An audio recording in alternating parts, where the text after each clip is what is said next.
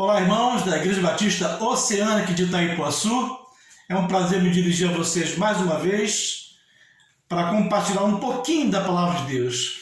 Uma mensagem rápida, direta da Palavra de Deus. É um prazer, agradeço aí a direção da igreja pelo convite e me sinto lisonjeado por poder fazer parte dessa comissão que tem levado a Palavra de Deus através desse recurso da internet. Obrigado. Eu hoje quero compartilhar com os irmãos um texto maravilhoso que chama muito minha atenção. E o tema é o Deus que cria pontes. O Deus que cria pontes. Domingo, o tema do culto, né, à noite, eu creio que de manhã também, fala sobre o Deus Criador, né? O Mônica falou sobre isso, e das grandes criações de Deus, e também das pequenas. Ela citou a flor, né? Do Deus que cria coisas gigantescas, astros, a imensidão, o infinito. Também é o Deus que cria a flor linda e perfeita. É uma criatividade sem limites, nosso Deus. E é também o Deus que cria pontes que possam ligar o ser humano a ele próprio, ao Deus. E isso é espetacular, meus irmãos. O Deus que se interessa por você e por mim. Ele cria meios para que chegamos até ele. E essa é a nossa mensagem hoje. O Deus que cria pontes. E nossa mensagem está baseada no livro de Atos, capítulo 10, que vai mostrar dois perfis de homens.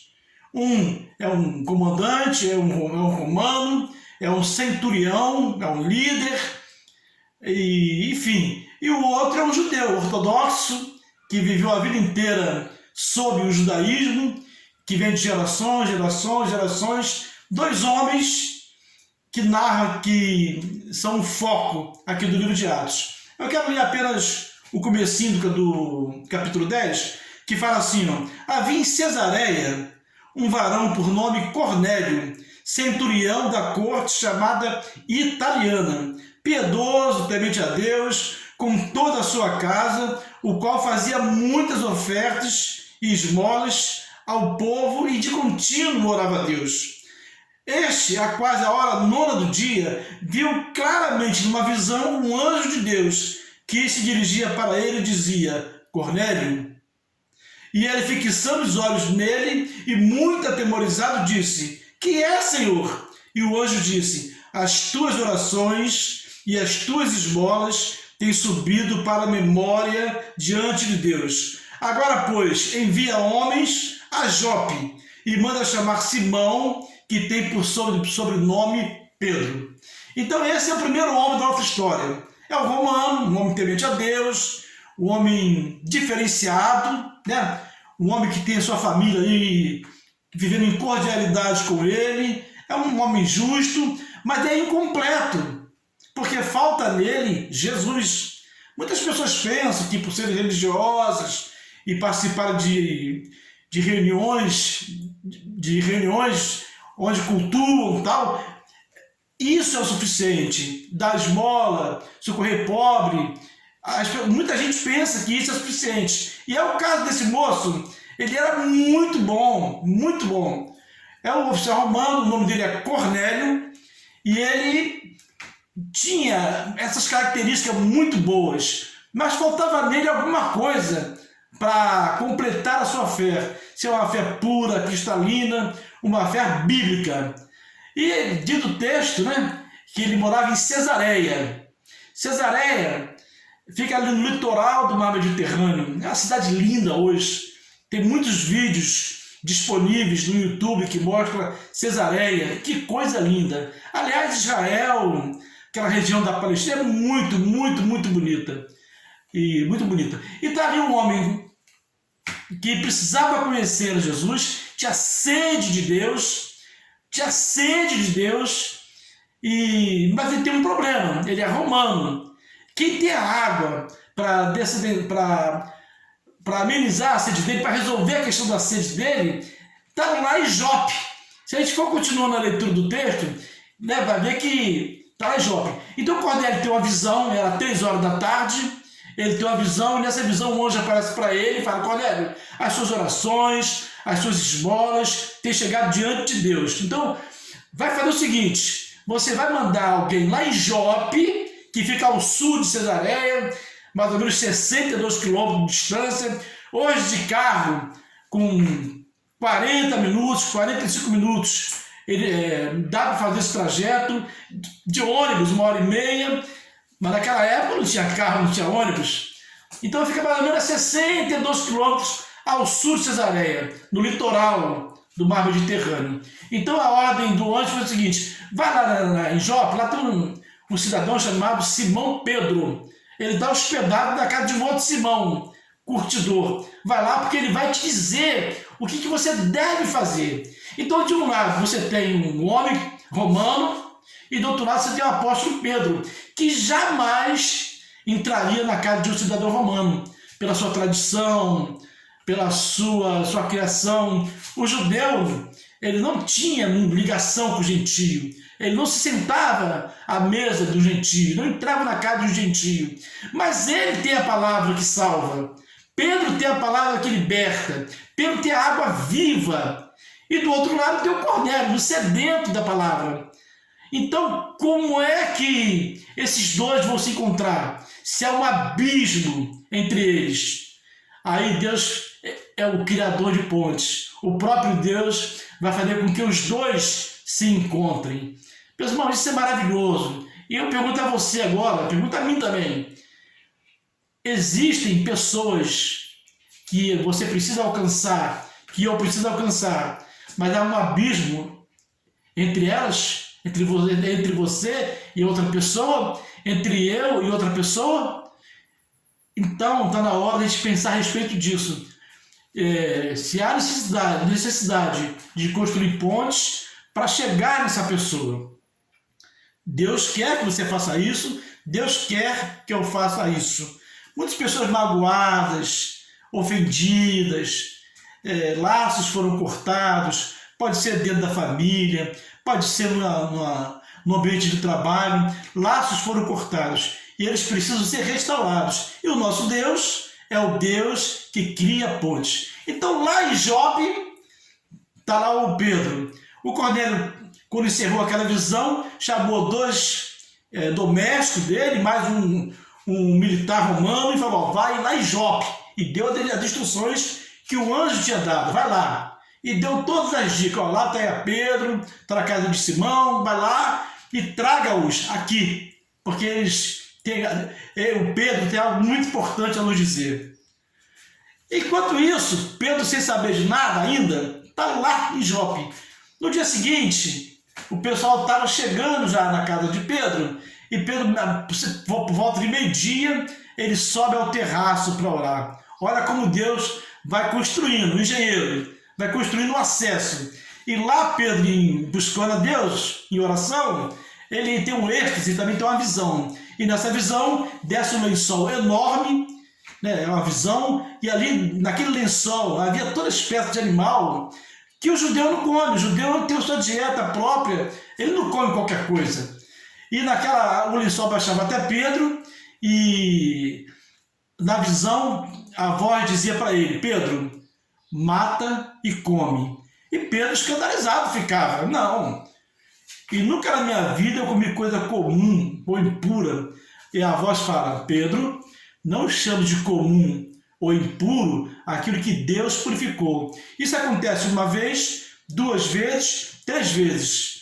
E o lençol é recolhido ao céu e Pedro volta à sua consciência. Ele fala: olha, o que será essa visão? Enquanto ele está analisando o que poderia ser essa visão, alguém bate a porta. E eram justamente os 3 que o oficial romano mandou: Pedro! Pedro!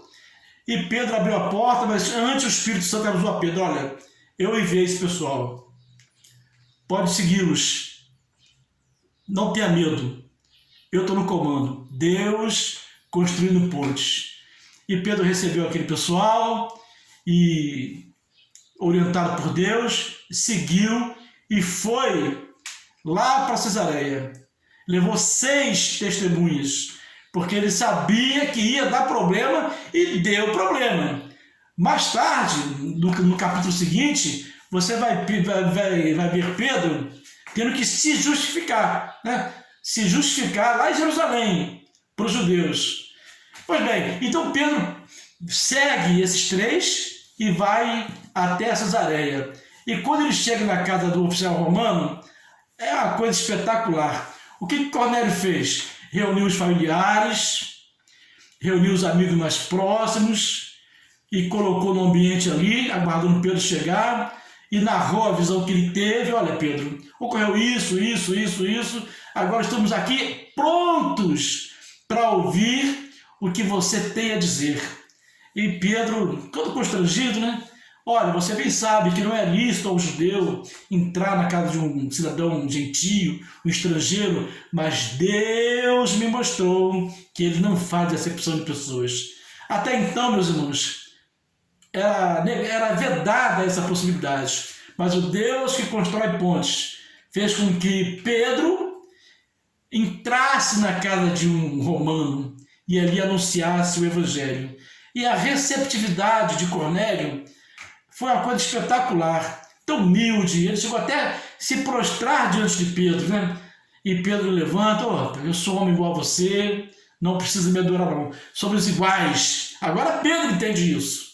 Pedro entende isso, que tanto judeu quanto romano, os dois são vistos da mesma maneira por Deus. Deus não faz acepção de pessoas, então Pedro também não deveria fazer. Então Pedro começou a narrar a respeito de Jesus, com poucas palavras, mas palavras diretas sobre Jesus, que veio da parte de Deus, que foi morto e ressuscitou e tal. E enquanto Pedro ali pregava, meus irmãos, aconteceu algo extraordinário.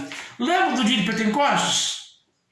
Que os irmãos ali falavam em outras línguas, desceu línguas como de fogo e falavam em outras línguas. Teve aquele mover maravilhoso e que deixou todo mundo perplexo.